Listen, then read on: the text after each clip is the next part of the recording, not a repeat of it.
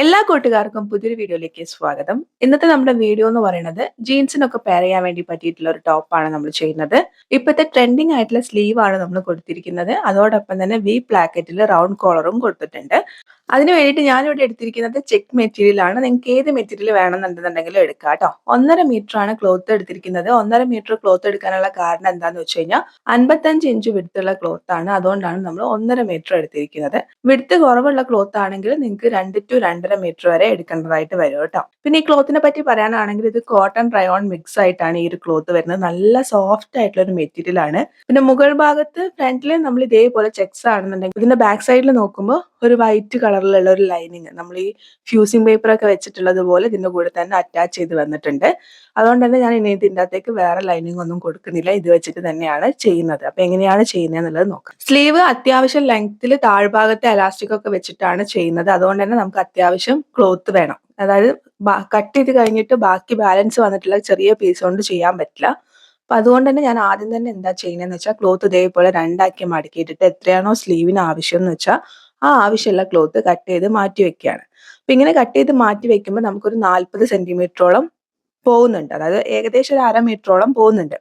ബാക്കി നമുക്ക് 1 മീറ്ററിന്റെ അടുത്താണുള്ളത്. ഈ 1 മീറ്റർ ആണെന്നുണ്ടെങ്കിലും വിഡ്ത്ത് 55 ഉണ്ട് എന്നുള്ളത് കൊണ്ട് നമുക്ക് അത് തന്നെ മതിയാവും, ധാരാളമായിരിക്കും. ഇനി ബാക്കി വന്നിട്ടുള്ള ക്ലോത്തിൽ ഇതേപോലെ 2 പീസ് നമുക്ക് ഫ്രണ്ടിലേക്കും ബാക്കിലേക്കും യോക്കിന് വേണ്ടിയിട്ട് കട്ട് ചെയ്തെടുക്കുന്നുണ്ട്. നിങ്ങളുടെ അളവിനനുസരിച്ചിട്ട് വേണം നിങ്ങൾ കട്ട് ചെയ്തെടുക്കാൻ വേണ്ടിയിട്ട്.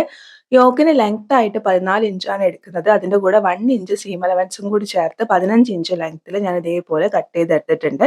എന്നിട്ട് അതിനെ 4 ആക്കി മടക്കി ഇട്ട് കൊടുക്കുന്നുണ്ട്. ഇനി ഇതിലേക്ക് നമുക്ക് അളവുകൾ മാർക്ക് ചെയ്യാം. ഫോൾഡ് ആയിട്ടുള്ള ഭാഗത്ത് നിന്ന് ഓപ്പണിംഗ് ആയിട്ടുള്ള ഭാഗത്തേക്ക് എപ്പോഴും മാർക്ക് ചെയ്യുന്ന പോലെ തന്നെ ഷോൾഡർ മാർക്ക് ചെയ്യുക. ഇവിടെ നമ്മൾ കോളർ വെച്ച് ചെയ്യുന്നത് കൊണ്ട് തന്നെ ഒരു 1/2 ഇഞ്ച് അധികം ഷോൾഡറിന് കൂട്ടിയെടുക്കേണ്ടതായിട്ടുണ്ട്. കോളർ ചെയ്യുമ്പോൾ നമ്മൾ ശ്രദ്ധിക്കേണ്ടതായിട്ടുള്ള 2 കാര്യങ്ങളുണ്ട്. ഒന്ന് എന്താന്ന് വെച്ചാൽ നമ്മൾ എപ്പോഴും എടുക്കുന്ന ഷോൾഡറിനേക്കാളും ഒരു 1/2 1 ഇഞ്ചോ നമ്മൾ ഷോൾഡർ കൂട്ടിയെടുക്കണം. അതോടൊപ്പം തന്നെ നമ്മൾ സാധാരണ ഒരു ഡ്രസ്സ് സ്റ്റിച്ച് ചെയ്യുന്ന സമയത്ത് നമ്മൾ ഷോൾഡർ സ്ലോപ്പ് കൊടുക്കാറില്ലെങ്കിലും കോളർ വെച്ച് ചെയ്യുന്ന ഡ്രസ്സിന് നിർബന്ധമായിട്ടും ഷോൾഡർ സ്ലോപ്പ് കൊടുക്കണം. അല്ലാന്നുണ്ടെങ്കിൽ നമുക്ക് ചുളിവുകൾ വീഴാൻ സാധ്യത വളരെ കൂടുതലാണ്. അതുകൊണ്ടാണ് ഈ 2 കാര്യം ശ്രദ്ധിക്കാൻ പറഞ്ഞത് കേട്ടോ. ഇതേപോലെ 7 ഇഞ്ചാണ് എൻ്റെ ഷോൾഡർ. അതിന് 7.5 ഇഞ്ചാക്കിയിട്ട് ഇതേപോലെ അടയാളപ്പെടുത്തി കൊടുത്തിട്ടുണ്ട്.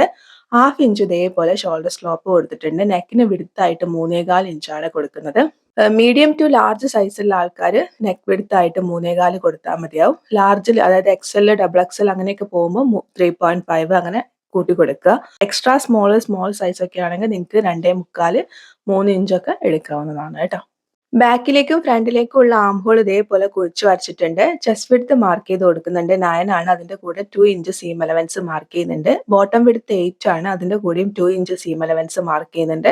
സ്ക്രീനിൽ കാണുന്ന പോലെ ഇതേപോലെ ഒന്ന് യോജിപ്പിച്ച് വരയ്ക്കുന്നുണ്ട്. ഈ യോക്കിൽ ഒരു 1 ഇഞ്ച് മുകളിലേക്ക് മാർക്ക് ചെയ്തിട്ട് ഇതേപോലെ നിങ്ങൾ സ്ക്രീനിൽ കാണുന്ന പോലെ ഒന്ന് ചരിച്ച് മാർക്ക് ചെയ്ത് കൊടുക്കുകയാണ്. യോക്കും അതുപോലെ തന്നെ സ്കേർട്ടും നമ്മുടെ സൈഡിലുള്ള ഭാഗങ്ങൾ നമ്മൾ ഏതെങ്കിലും ഒരു ഭാഗം ഇതേപോലെ ചരിച്ച് മാർക്ക് ചെയ്തിട്ടില്ലെങ്കിൽ വരുന്ന ഒരു കുഴപ്പം എന്താന്ന് വെച്ച് കഴിഞ്ഞാൽ നമ്മുടെ സെന്ററിലുള്ള ക്ലോത്തിനേക്കാളും ഇറങ്ങി നിൽക്കും നമ്മുടെ സൈഡിലുള്ള ക്ലോത്ത്. അത് അവോയ്ഡ് ചെയ്യാൻ വേണ്ടിയിട്ടാണ് ഇതുപോലെ നമ്മൾ ചെയ്തു കൊടുക്കുന്നത് കേട്ടോ. അപ്പൊ ഇവിടെ നമ്മൾ സ്കേർട്ട് പോർഷനിൽ പ്ലീറ്റ് ഇട്ട് കൊടുക്കുന്നത് കൊണ്ട് തന്നെ നമുക്കത് ചെയ്യാൻ പറ്റില്ല. അതുകൊണ്ടാണ് നമ്മൾ യോക്കിൽ ചെയ്തത്. ഓപ്ഷണൽ ആണ്, വേണമെങ്കിൽ മാത്രം ചെയ്താൽ മതി.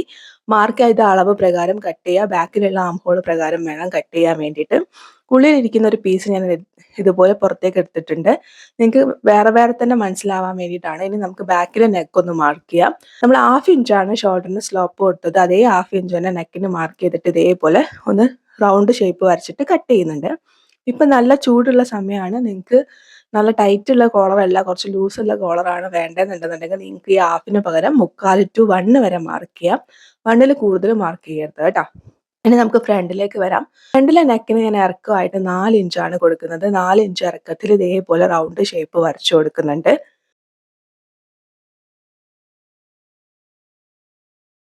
ഇനി നമ്മൾ ഈ റൗണ്ട് ഷേപ്പ് വരച്ചതിന് താഴേക്കായിട്ട് നമുക്ക് വി പ്ലാക്കറ്റ് ആണ് കൊടുക്കുന്നതെന്ന് പറഞ്ഞു. അപ്പൊ ആ ഒരു വി ഷേപ്പിന് വേണ്ടിയിട്ട് ഞാനൊരു 3.5 ഇഞ്ച് ഇറക്കം മാർക്ക് ചെയ്യുന്നുണ്ട്. 4 ഇഞ്ചാണ് നമ്മൾ കോളർ ചെയ്യാൻ വേണ്ടിയിട്ട് ഇറക്കം എടുത്തത്. അതിന്റെ താഴേക്കാണ് നമ്മൾ ഈ 3.5 ഇഞ്ച് മാർക്ക് ചെയ്തത്. അപ്പൊ ഒട്ടാകെ നമുക്ക് 7.5 ഇഞ്ച് വരും. ഷോൾഡർ സ്ലോപ്പ് ചെയ്ത് കഴിഞ്ഞാൽ ബാക്കി 7 ഇഞ്ചാണ് ഉണ്ടാവുക. ആ 7 ഇഞ്ച് കുഴപ്പമില്ല എന്നുണ്ടെങ്കിൽ മാത്രം എടുക്കുക കേട്ടോ. അതായത് നിങ്ങളുടെ ക്ലീവേജിന്റെ ആ ഭാഗത്തേക്ക് ഇറങ്ങി പോകുന്ന രീതിയിലുള്ള ലെങ്ത് എടുക്കരുത്. നിങ്ങൾക്ക് എത്രയാണോ ലെങ്ത് വേണ്ടത് ആ ലെങ്ത് വേണം എടുക്കാൻ വേണ്ടിയിട്ട്. അതായത് നിങ്ങൾ എത്രയാണോ സാധാരണ നെക്കിന് ഇറക്കം കൊടുക്കുക, അല്ലെങ്കിൽ മാക്സിമം നിങ്ങൾക്ക് എത്രയാണോ ഇറക്കം കൊടുക്കാൻ പറ്റുക ആ ഇറക്കത്തിൽ നിന്ന് നിങ്ങൾ കൊടുത്തിട്ടുള്ള ആ റൗണ്ട് കോളറിന്റെ ഇറക്കം മൈനസ് ചെയ്തിട്ട് ബാക്കി ബാലൻസ് വേണം ഈ ഒരു വി ഷേപ്പിന് കൊടുക്കാൻ വേണ്ടിയിട്ട്. ഞാനിവിടെ 3.5 ഇഞ്ചാണ് കൊടുത്തിരിക്കുന്നത്. പിന്നെ നമ്മൾ ഈ ഫോൾഡ് ആയിട്ടുള്ള ഭാഗത്തുനിന്ന് ഓപ്പണിംഗ് ആയിട്ടുള്ള ഭാഗത്തേക്ക് ഒരു 1.25 ഇഞ്ച് മാർക്ക് ചെയ്യുന്നുണ്ട് ഈ വി ഷേപ്പ് വരയ്ക്കാൻ വേണ്ടിയിട്ട്. എന്നിട്ട് നിങ്ങൾ സ്ക്രീനിൽ കാണുന്ന പോലെ ഈ 2 പോയിന്റും ഇതുപോലെ യോജിപ്പിച്ച് വരയ്ക്കുന്നുണ്ട്, ഒന്ന് കട്ട് ചെയ്യുന്നുണ്ട്. ഇനി നമുക്ക് ക്യാൻവാസ് പേപ്പർ വേണം. ഈ നെക്കിന്റെ അവിടെ നിന്ന് താഴേക്കുള്ള അളവ് എടുക്കുക. അപ്പം നമുക്ക് 12 ഇഞ്ചാണ് കിട്ടുന്നത്. ഞാൻ അതിലേക്ക് 1 ഇഞ്ചും കൂടി എക്സ്ട്രാ എടുത്തിട്ടുണ്ട്, കുറഞ്ഞു പോകണ്ടെന്ന് വിചാരിച്ചിട്ടാണ് കൂട്ടിയെടുക്കുന്നത്. 1 ഇഞ്ചും കൂടി എക്സ്ട്രാ എടുത്തിട്ട് ഒരു 13 ഇഞ്ച് ലെങ്ത് ഉള്ള ക്യാൻവാസ് പേപ്പർ എടുത്തിട്ടുണ്ട്. 4 ഇഞ്ച് വിഡ്ത്തും 13 ഇഞ്ച് ലെങ്ത്തും ഉള്ള ഒരു ക്യാൻവാസ് പേപ്പർ എടുത്തിട്ടുണ്ട്.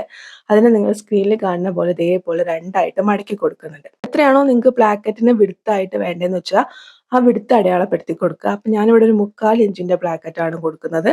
അപ്പം അതുകൊണ്ട് തന്നെ 3/4 ഇഞ്ച് ഇതേപോലെ അടയാളപ്പെടുത്തിയിട്ട് ഒരു ലൈൻ വരച്ചു കൊടുത്തിട്ടുണ്ട്. എന്നിട്ട് ഈ ലൈനിൽ ടച്ച് ചെയ്യുന്ന രീതിയിൽ നിങ്ങൾ സ്ക്രീനിൽ നന്നായിട്ട് ശ്രദ്ധിക്കുക കേട്ടോ. ഈ ലൈനിൽ ടച്ച് ചെയ്യുന്ന രീതിയിൽ നമ്മൾ ഈ ഫ്രണ്ടിലെ പീസ് വെച്ച് കൊടുക്കുക. ഈ ഒരു രീതിയിൽ വേണം വെച്ച് കൊടുക്കാൻ വേണ്ടിയിട്ട്. ഫ്രണ്ടിലെ പീസിൽ നമ്മൾ കട്ട് ചെയ്തിട്ടുള്ള ആ വി ഷേപ്പ് അതേപോലെ ഒന്ന് ക്യാൻവാസ് പേപ്പറിലേക്ക് വരച്ചെടുക്കുക. എന്നിട്ട് എന്ത് ചെയ്യാന്ന് വെച്ച് കഴിഞ്ഞാൽ ഉള്ളോട്ടേക്ക്, അതായത് ഫോൾഡഡ് ആയിട്ടുള്ള ഭാഗത്തേക്ക് നമ്മൾ എത്രയാണോ ആ പ്ലാക്കറ്റിന് വിടുത്ത് കൊടുത്തത് അതേ വിടുത്ത് ഈ ഷേപ്പ് ഒന്ന് മെയിൻറ്റെയിൻ ചെയ്യുന്ന രീതിയിൽ 3/4 ഇഞ്ച് ഇതേപോലെ അടയാളപ്പെടുത്തി കൊടുത്തിട്ടൊന്ന് വരച്ചെടുക്കുക.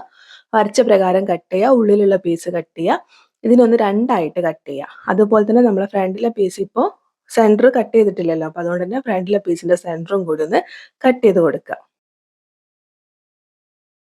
ഇനി ഇതുപോലൊരു ക്ലോത്ത് എടുക്കുക. ആ ക്ലോത്തിന്റെ 4 ഭാഗത്തും അത്യാവശ്യം ക്ലോത്ത് വെച്ചതിന് ശേഷം നമ്മൾ എന്ത് ചെയ്യുക, അതിന്റെ സെന്ററിൽ കൊണ്ട് ഈ ക്യാൻവാസ് പേപ്പർ ഒന്ന് അയൺ ചെയ്തെടുക്കുക. ബ്രാക്കറ്റിന് വേണ്ടിയിട്ടുള്ള പീസ് 2 പീസും ഒന്ന് അയൺ ചെയ്തെടുക്കുക.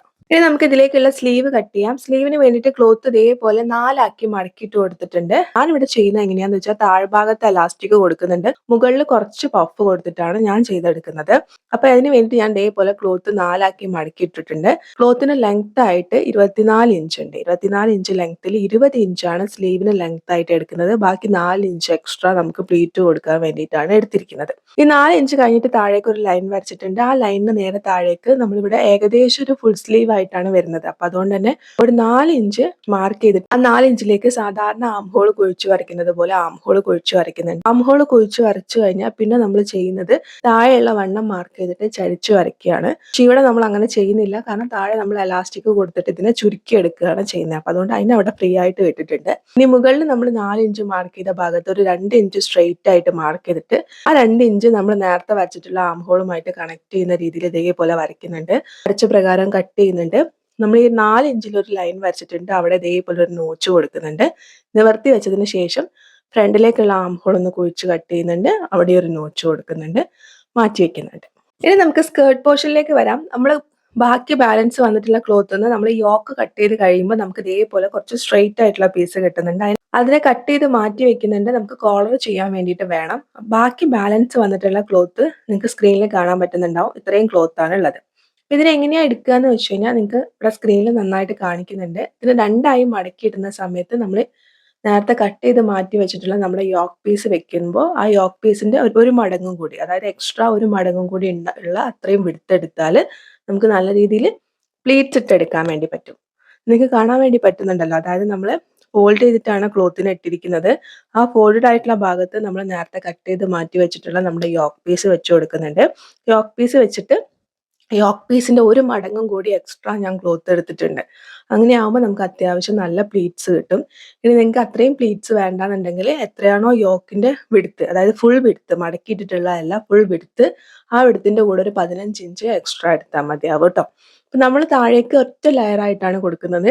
നിങ്ങൾക്ക് 2 ലെയർ ആയിട്ട് കൊടുക്കണം എന്നുണ്ടെന്നുണ്ടെങ്കിൽ നമ്മളിപ്പോൾ 2 ആക്കി മടക്കിയിട്ടതിന് പകരം 4 ആക്കി മടക്കിയിട്ടാൽ 2 ലെയർ അറ്റാച്ച് ചെയ്തെടുക്കാൻ വേണ്ടി പറ്റും. അത് നിങ്ങളുടെ ഇഷ്ടത്തിനനുസരിച്ചിട്ട് നിങ്ങൾക്ക് ചെയ്യാം. ഇനി നമുക്ക് സ്റ്റിച്ച് ചെയ്ത് തുടങ്ങാം. നമ്മൾ നേരത്തെ അയൺ ചെയ്തിട്ടുള്ള പ്ലാക്കറ്റിന് വേണ്ടിയിട്ടുള്ള പീസിന്റെ 4 സൈഡിലും ഒരു 1/4 ഇഞ്ച് ക്ലോത്ത് വെച്ചിട്ട് എക്സ്ട്രാ ക്ലോത്ത് കട്ട് ചെയ്തിട്ടുണ്ട്. എന്നിട്ട് ഉള്ളോട്ടേക്ക് വരുന്ന ഭാഗം, അതായത് ആ വി ഷേപ്പിന്റെ ഉള്ളോട്ടേക്ക് വരുന്ന ഭാഗത്ത് ഇതേപോലെ നമ്മളൊന്ന് ഉള്ളോട്ടേക്ക് മടക്കിയിട്ട് ഒന്ന് സ്റ്റിച്ച് ചെയ്തെടുക്കുന്നുണ്ട്. 2 സൈഡും ഇതേപോലെ ഉള്ളോട്ടേക്ക് മടക്കിയിട്ട് ഒന്ന് സ്റ്റിച്ച് ചെയ്തെടുക്കുന്നുണ്ട്. അതിനുശേഷം നമുക്ക് ഇതേപോലെ ഒരു പീസ് വേണം, ഒരു എക്സ്ട്രാ ഒരു പീസ് വേണം. അതിന്റെ മുകളിലായിട്ട് ഈ ഒരു പീസ് വെച്ച് കൊടുക്കുക. ബാക്കിയുള്ള ഓപ്പോസിറ്റ് സൈഡ്, അതായത് ഒരു സൈഡ് നമ്മൾ മടക്കി തയ്ച്ചു, അതിന്റെ ഓപ്പോസിറ്റ് സൈഡ് നമ്മൾ എന്ത് ചെയ്യുക, ഈ താഴെ ഇരിക്കുന്ന പീസും കൂടി ചേർത്തിട്ട് ഒന്ന് സ്റ്റിച്ച് ചെയ്യുക. എന്നിട്ട് കുഞ്ഞു കുഞ്ഞു കട്ട് കൊടുക്കുക. അതിനൊന്ന് മറിച്ചെടുക്കുക. മറിച്ചെടുത്ത് കഴിയുമ്പോൾ നമ്മൾ മുകളിൽ നമ്മൾ സ്റ്റിച്ച് ചെയ്തിട്ടുള്ള ക്യാൻവാസ് പേപ്പർ വന്ന് നിൽക്കുന്ന ആ ഭാഗത്ത് ചോക്ക് വെച്ചിട്ട് ഇതേപോലെ ഒന്ന് അടയാളപ്പെടുത്തി കൊടുക്കുക. തയ്ക്കാൻ വേണ്ടിയിട്ടുള്ള ഒരു 1/2 ഇഞ്ചോ 1/4 ഇഞ്ചോ ക്ലോത്ത് വെച്ചിട്ട് എക്സ്ട്രാ ക്ലോത്ത് കട്ട് ചെയ്യാം. എങ്ങനെയാണ് വി പ്ലാക്കറ്റിൽ റൗണ്ട് കോളർ ചെയ്യാന്നുള്ളൊരു വീഡിയോ നമ്മൾ ഡീറ്റെയിൽഡ് ആയിട്ട് ബിഗിനേഴ്സിന് മനസ്സിലാവുന്ന രീതിയിൽ പ്ലെയിൻ ക്ലോത്തിൽ, അതായത് പ്രിന്റഡ് ആയിട്ടുള്ള ക്ലോത്തിലല്ല, പ്ലെയിൻ ക്ലോത്തിൽ ചെയ്തിട്ടുണ്ട്. നമ്മൾ ആ ഒരു വീഡിയോ നേരത്തെ ചാനലിൽ അപ്ലോഡ് ചെയ്തിട്ടുണ്ട്. അതുപോലെ തന്നെ ബിഗിനേഴ്സിന് കുറച്ചും കൂടി ഡീറ്റെയിൽ ആയിട്ട് മനസ്സിലാവുന്ന രീതിയിൽ റൗണ്ട് കോളർ എങ്ങനെയാണ് ചെയ്യാമെന്നും സെപ്പറേറ്റ് ആയിട്ട് നമ്മളൊരു വീഡിയോ ആയിട്ട് ചെയ്തിട്ടുണ്ട്. അപ്പോൾ നിങ്ങൾ ബിഗിനേഴ്സ് ആണെന്നുണ്ടെങ്കിൽ നിങ്ങൾ ആ ഒരു വീഡിയോ കാണുക. അതായിരിക്കും നിങ്ങൾക്ക് കുറച്ചും കൂടി നല്ലത്. കാരണം ഈ ഒരു വീഡിയോയിൽ നമ്മൾ ഒത്തിരി കാര്യങ്ങൾ പറഞ്ഞു പോകുന്നത് കൊണ്ട് തന്നെ ചിലപ്പോൾ നിങ്ങൾക്ക് മനസ്സിലായിന്ന് വരില്ല. അപ്പോൾ അതുകൊണ്ട് ഞാൻ ഇതിൻ്റെ അകത്തേക്ക് ഡീറ്റെയിൽ ആയിട്ട് അത് കാണിക്കുന്നില്ല. ജസ്റ്റ് നിങ്ങൾ ആ ഒരു 2 വീഡിയോ പോയിട്ട് കാണാം. ഞാൻ സ്ക്രീനിൽ വേണമെങ്കിൽ അതിന് തംബ്നെയിൽ കൊടുക്കാം. നിങ്ങൾ ചാനലിൽ ചെക്ക് ചെയ്താൽ നിങ്ങൾക്കത് കാണാൻ വേണ്ടി പറ്റുന്നതായിരിക്കും കേട്ടോ.